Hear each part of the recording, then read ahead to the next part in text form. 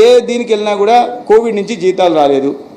అనేక తుగ్లక్ నిర్ణయాల కారణంగా ఇవాళ ఉద్యోగులు కాంట్రాక్ట్ బేసిస్లో కానీ లేదా అవుట్సోర్సింగ్లో ఉన్న వాళ్ళందరూ ఇబ్బందులు పడుతున్నారు.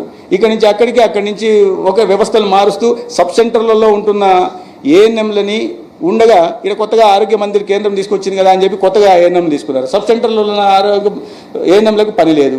లేకపోయేసరికి వాళ్ళందరికీ ఏఎన్ఎం నుంచి జిఎన్ఎం నేను ప్రమోషన్ ట్రైనింగ్ ఇచ్చి నర్సింగ్ స్టాఫ్గా తీసుకుంటామన్నారు. నర్సింగ్ స్టాఫ్గా తీసుకోవాలంటే బీఎస్సీ నర్సింగ్ తీసుకున్న వాళ్ళ దగ్గర నుంచి రెసిస్టెన్స్ ఉంది.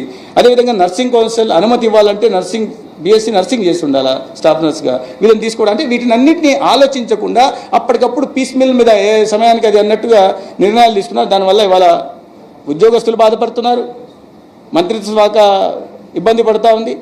దాని మీద మొత్తంగా దాని ప్రభావం ఆరోగ్య రంగం మీదే ఉంది.